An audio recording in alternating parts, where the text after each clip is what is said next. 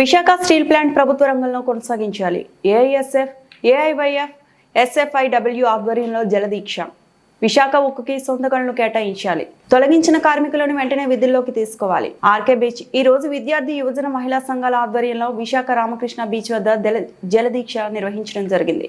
ఈ సందర్భంగా అఖిల భారత విద్యార్థి సమాఖ్య జిల్లా కార్యదర్శి ఉల్లం నాగరాజు, అఖిల భారత యువజన సమాఖ్య జిల్లా కార్యదర్శి కెంగువ అచ్యుతరావు, ఆంధ్రప్రదేశ్ మహిళా సమైక్య జిల్లా అధ్యక్షురాలు వనజాక్షి మాట్లాడుతూ 32 మంది ప్రాణత్యాగంతో ఏర్పాటు చేసుకున్న విశాఖ ఉక్కు కర్మాగారం ప్రైవేటు పరం చేయడానికి ఖండించారు.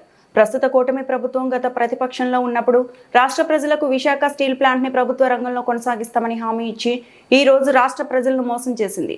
ఓ పక్క కేంద్ర మంత్రులు పార్లమెంట్లో స్టీల్ ప్లాంట్ ను ప్రైవేట్ చేస్తామని చెప్పడం, అందులో భాగంగానే 34 ఫర్నిస్ బ్లాక్లను ప్రైవేట్ చేయడం, అలాగే 5,000 మంది కార్మికులను తొలగించిందని వారు అన్నారు.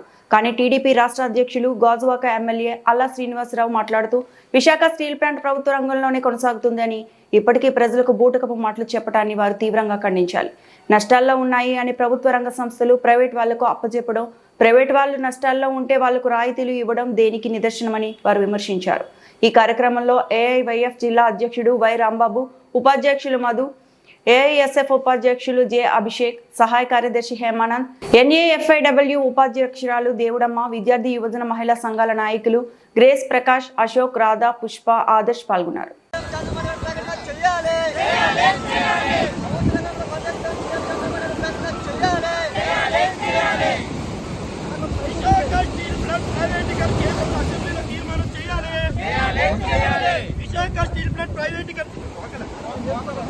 విశాఖ స్టీల్ ప్లాంట్ ప్రైవేట్ తీర్మానం చేయాలి.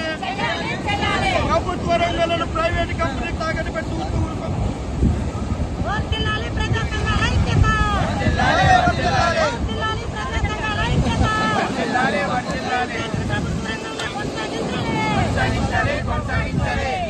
ప్రభుత్వ రంగంలోనే కొనసాగించాలి.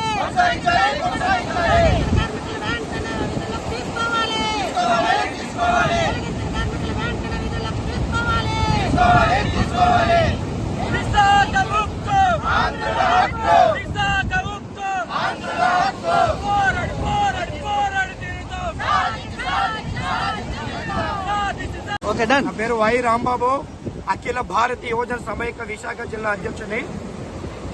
విశాఖ అతి చిన్న గ్రామంలో ఉండేటప్పుడుగా 32 మంది ప్రాణత్యాగంతో ఈ రోజు విశాఖ స్టీల్ ప్లాంట్ వచ్చి ఆసియా ఖండంలో అతిపెద్ద పారిశ్రామిక ప్రాంతంగా ఈ రోజు ఏర్పడిందంటే ఘనత విశాఖ స్టీల్ ప్లాంట్. వీళ్ళు కూటమి నాయకులు అధికారంలో లేనప్పుడు విశాఖ స్టీల్ ప్లాంట్ ప్రభుత్వ రంగంలో కొనసాగకుండా తీసుకునే చర్యలు మావి అని ముఖ్యమంత్రి, ఉప ముఖ్యమంత్రి నారా లోకేష్ గారి పెద్దలందరూ ప్రలోభాలు పలికి ఈ రోజు రాష్ట్ర ప్రజలు అత్యంత ఓట్ల మెజార్టీ గెలిచి ఈ రోజు అధికారంలోకి వచ్చిన తర్వాత రాష్ట్ర ప్రజలను నెట్టనేలో ముంచడమే కాక తెలుగువాడి యొక్క ఆత్మ గౌరవాన్ని వీరి యొక్క సొంత లాభం కోసం బీజేపీ పెద్దల దగ్గర తాకట్టు పెట్టిన వైనం మనం చూస్తూ ఉన్నాం. పక్కన అనకాపల్లి ఇంకా అక్కడ స్టీల్ ప్లాంట్ నిర్మాణానికి ప్రారంభమే కాలేదు, ఆ కంపెనీ గనులు ఇవ్వాలని చెప్పేసి బీజేపీ పెద్దల దగ్గరికి వెళ్ళి చదవబడ్డారు. కానీ ఏదైతే ఇక్కడ ప్రజలకు ఎంతో ఉపయోగపడుతుంది స్టీల్ ప్లాంట్ పై గనులు అడగడం వల్ల వీళ్ళు ఎంతో మోసం చేస్తారో మనం చూస్తా ఉన్నాం. మేము ఏవైఎఫ్, ఏఎస్ఎఫ్, పెన్నబెట్ట మాట్లాడుకుని విశాఖ స్టీల్ ప్లాంట్ ప్రభుత్వ రంగంలో కొనసాగే విధంగా ముఖ్యమంత్రి గారు ఇప్పుడు వచ్చిన పర్యటనలో స్పష్టం చేయాలి. రేపు అసెంబ్లీలో కూడా తీర్మానం చేయాలి. దీని ద్వారా కేంద్ర ప్రభుత్వం మీద ఎంపీలతో ఒత్తిడి తేవాలి. లేకపోతే భవిష్యత్తులో యువతని సమీకరించి సమస్యల ఉద్యమాలకి శ్రీకారం చుట్టామని చెప్తే రాష్ట్ర ముఖ్యమంత్రి గారిని, డిప్యూటీ ముఖ్యమంత్రి గారిని మేము ప్రజా సంఘాలు హెచ్చరించడం జరుగుతూ ఉంది. నా పేరు వై రాంబాబు, అఖిల భారతీయ యువజన సమైక్య జిల్లా అధ్యక్షుడు.